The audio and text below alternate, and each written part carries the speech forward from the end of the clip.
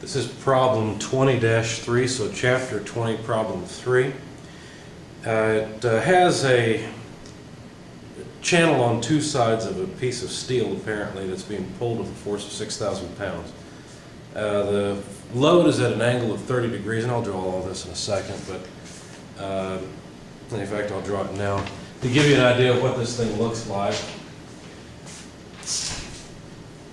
the given portion, you've got a couple of C channels. This is from the end view of the C channels. Here's the piece that has the load on it, and this piece is 2 inches thick, and the channel on either side is C6 by 13 steel channel. From the side view, here's our channel. You can only see one, of course. And the piece that has the load on it stands up like this, and here's the 6,000 pound load at an angle of 30 degrees. The height of this load from the top of the C channel is 10 inches, and the width of the piece itself is 4 inches. So if we were to draw some hidden lines so that we could see how the piece connects to the C channel, we'd see that we have just the piece extending to the bottom of the C channel.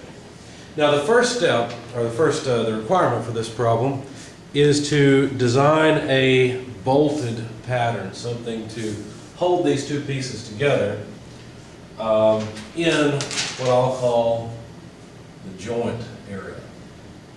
It's the only area available to tie the C channel to the piece that's standing up. So what we want to do is find a bolted joint INT design. And what that really means is how many bolts, what's the pattern, what's the grade, what's the size, all those things, so that we can hold these two pieces together and resist this load. So the solution will be some proposed design. And so what I'll have to do is create a bolt pattern. Now this would be the joint area, and decide what my pattern will look like. So if you think about it, the C6 by 13, this is 6 inches tall, and so what I'm going to do is just center my pattern at the middle of this area. I've got 6 inches available. I'll go down 3 inches to the center of my pattern, and I'll put in 3 bolts. This is arbitrary. This is design. You don't have to do it this way. Just you can. Now since the piece is 4 inches wide, then the center of my pattern, let's put it up here. The center of my pattern will be 2 inches from the corner. Now, I'm going to make the radial distance to each of these exactly the same. In fact, I'll make that radial distance 1 3/4 inches, so 1.75 inches. So I'll have bolt number 1, bolt number 2, and bolt number 3 in a clockwise pattern. Now, despite my drawing, these are all on a bolt circle, and the angles are equal. There'd be 120 degrees between each of these. Okay, so this is the first step in your author's solution strategy. If you look, let me see, that's on page, where did he put it in the 5th edition? There's Wells.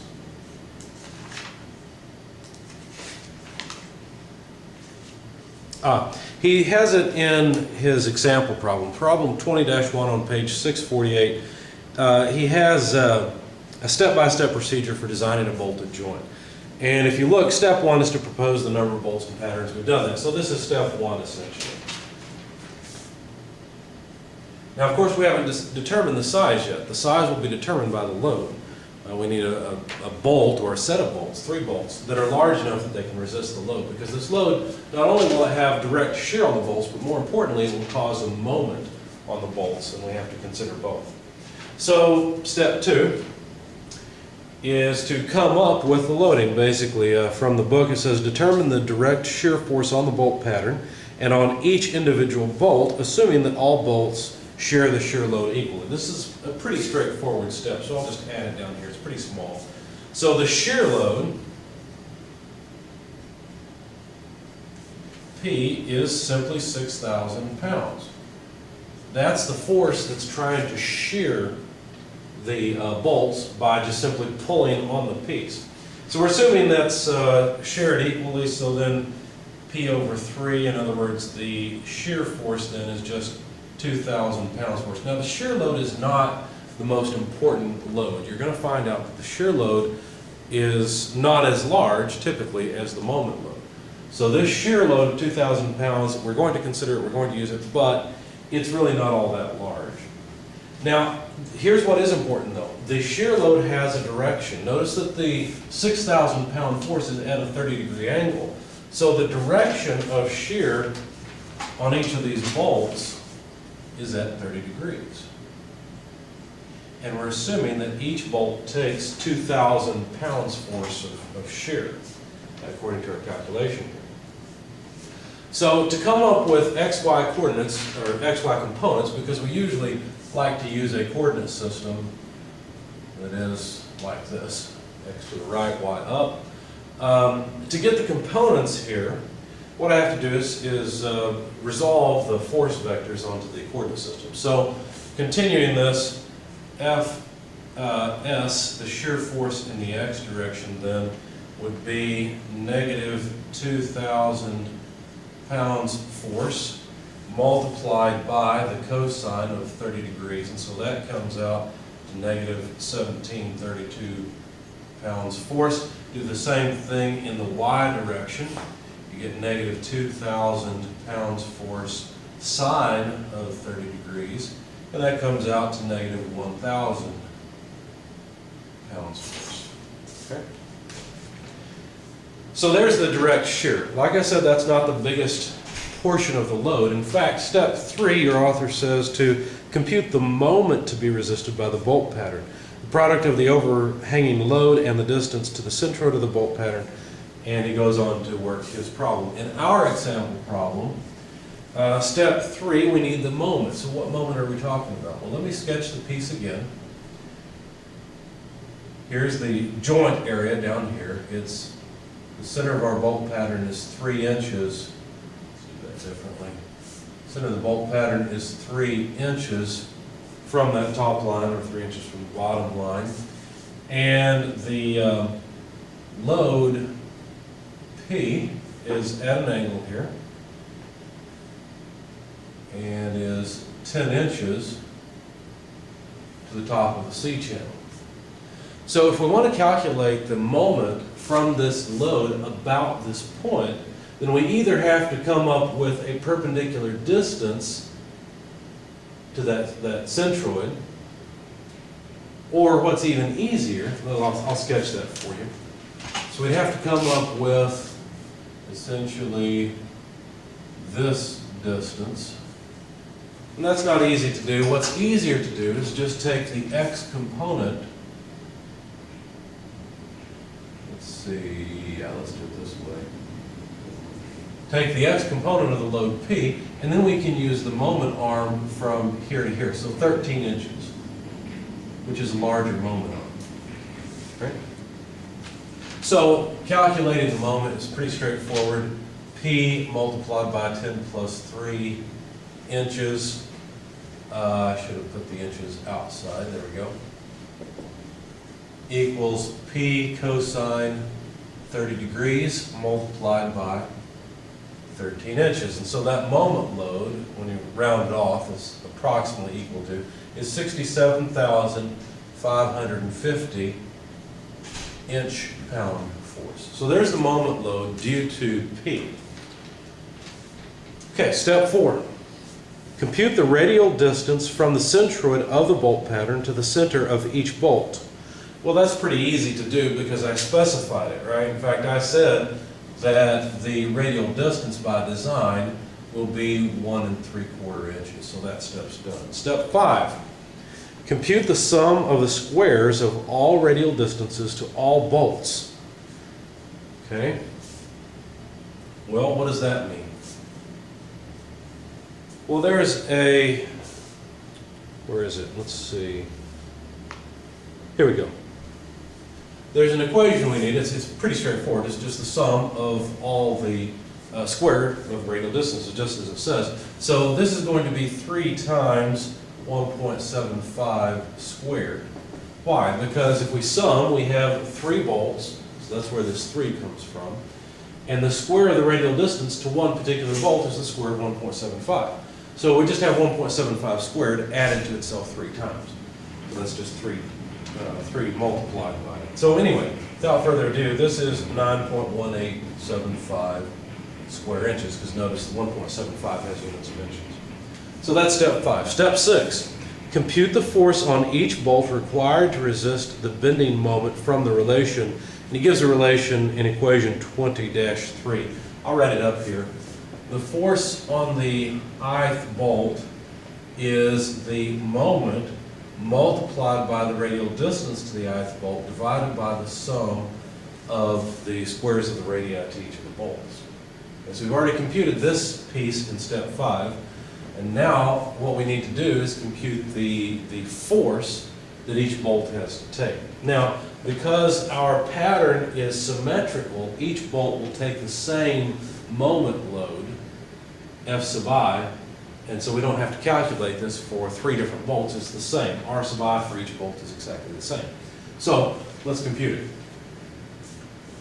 Now notice that with this method, you don't have to have a bolt pattern where all these radial distances are equal. They can be different, and yet the method can accommodate it. So 65,550 inch-pound force multiplied by Ri, which is 1.75 inches. It's not a very good 7. Let's try again. A little better. So the moment multiplied by the distance, the radial distance to each bolt, divided by the sum of R squared, 1.875 inches squared. You know me, I like units. You should too. Hopefully you will by the time you're done with this class.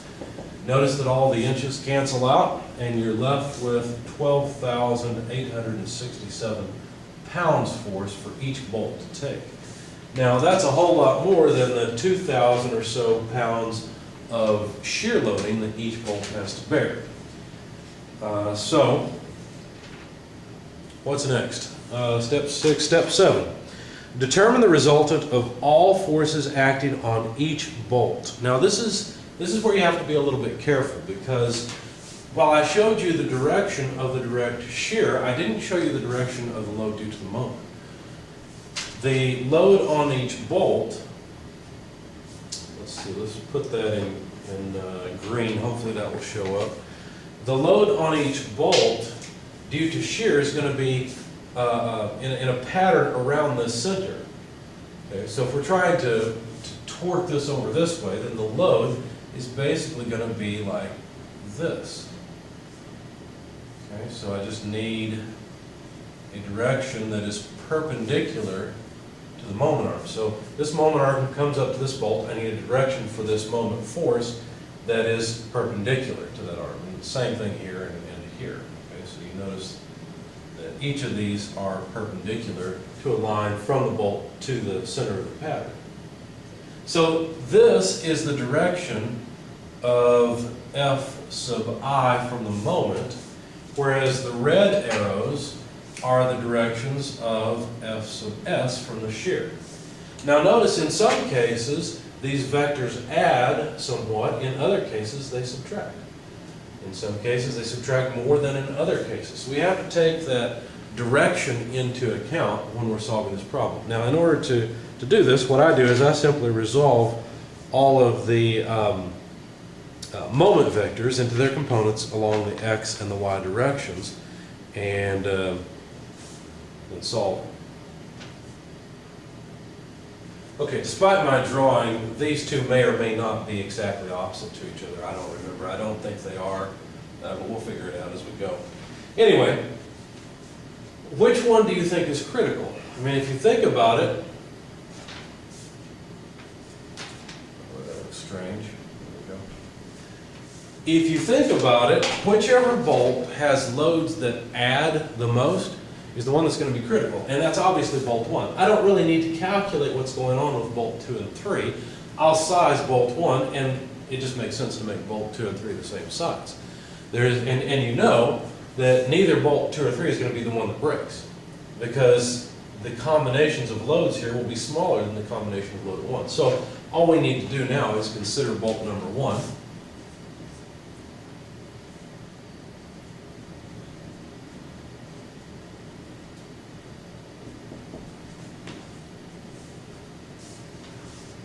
So we just need the resultants here. In fact, the resultant on bolt 1 we can calculate pretty easily.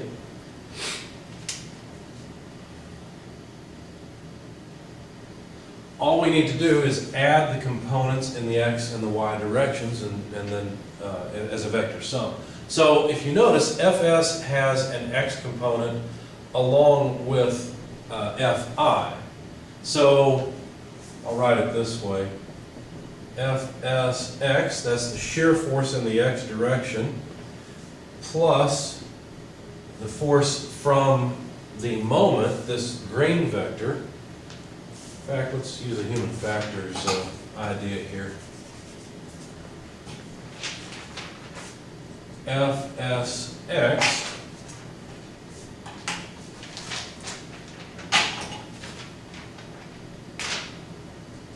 plus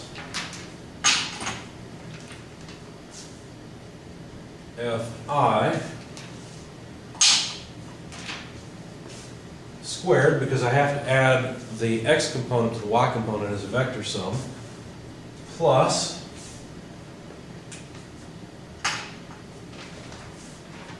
Fsy squared to the half power should give me the resultant that I need. In other words, the total load on bolt 1. So this is 1732 pounds plus 12,867 squared plus, notice these two are added before they're squared, plus 1,000 squared. All these are in units of pounds. When I square pounds and then take the half power of pounds, I just get pounds force back. So this comes out as 14,633 pounds force. But we have to be a little bit careful here. There are actually two channels, so our bolted connections will go through both channels. So what does that mean? Well, I'm going to assume that half of the load is taken by the bolt on one side and the other half is taken by the bolts on the other side. It's the same bolt. We've got 3 bolts going through, and the same bolt goes through 2 sides of the channel, but that's shearing the bolt in 2 different locations, so that bolt is sort of pulling double duty. You want to be careful about this, though, as a designer, because you would not want to have a bolt with threads in this section.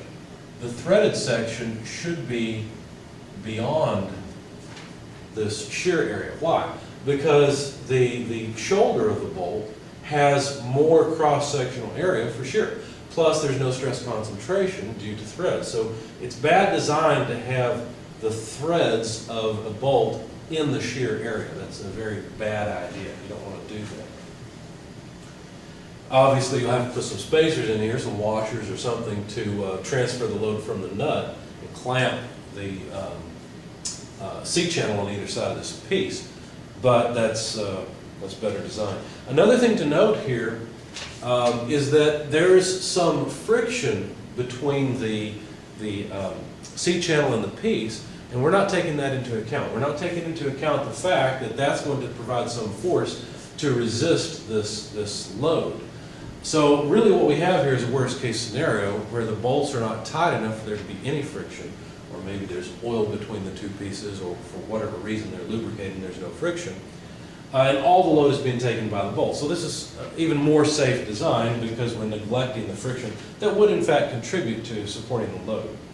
All right, so I'm going to assume that half of the load is taken by one side of the bolt, and the other half is taken by the other side of the bolt for each of the 3 bolts. So really R1 should be half of that. It should be 14,633 over 2 pounds force, and that comes out to 7,316 and a half pounds force if you want that level of precision.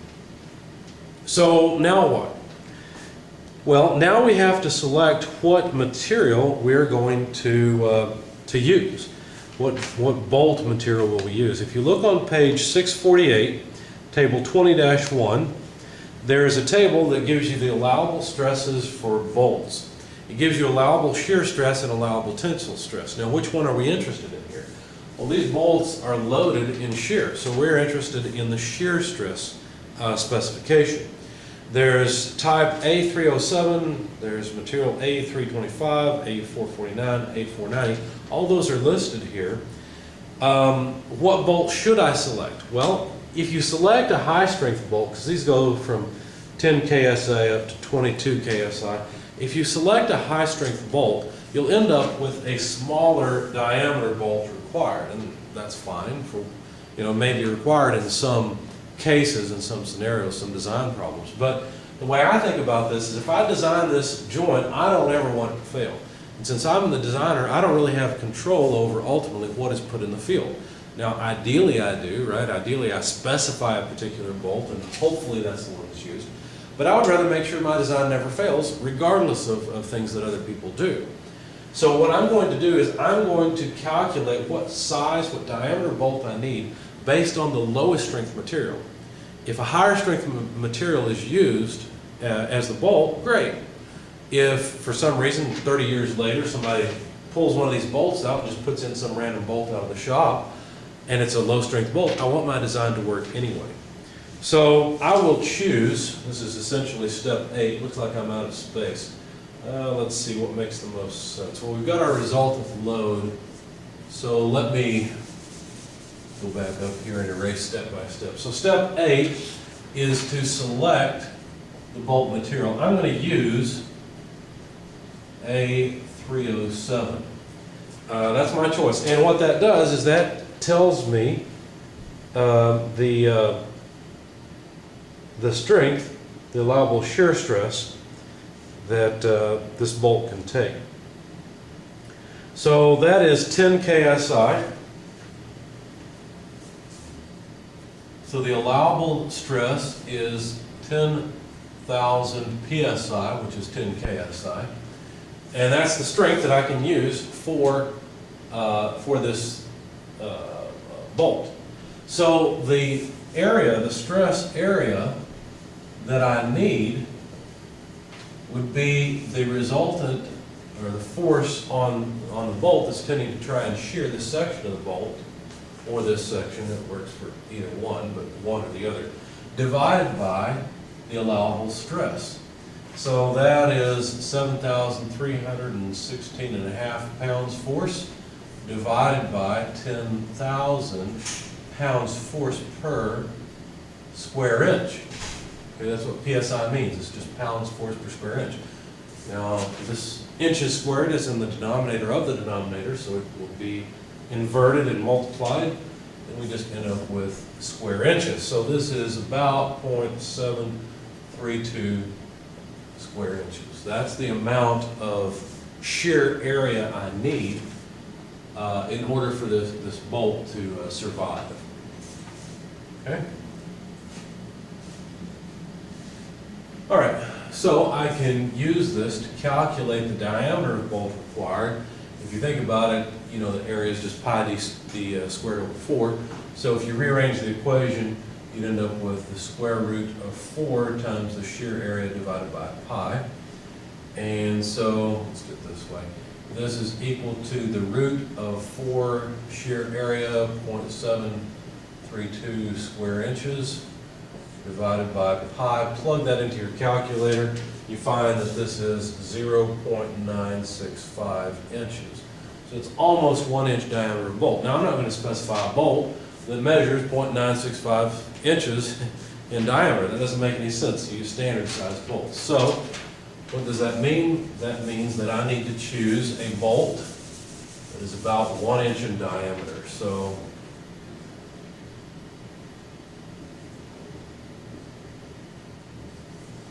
there's the answer, there's the result. A 1 inch diameter bolt in order to hold these two pieces together and have enough shear area. Now think about it, how many shear areas will you have? If you think about it, you'll have 6, right? Because you've got 3 bolts on one side, 3 bolts on the other. They're the same bolt going all the way through, but they're doubly loaded. There's shear here in the bolt and there's shear here in the bolt. These two don't interact, right? They don't affect each other. Now obviously if this became very thin, then they might interact. There may be, because I mean the stress doesn't occur just at one infinitesimally thin line, it's spread out a little bit. And so the thinner this is, the more those two are going to interact, and we may have a problem there. But at 2 inches, I don't think this would be a problem at all. We have a little bit of factor of safety from 0.965 up to 1 inch. There's not much, there's a little bit. We've used the weakest bolt material that we know of. Now, of course, if someone decides to make a bolt out of butter and put it in there, our design's not going to work. But that's it.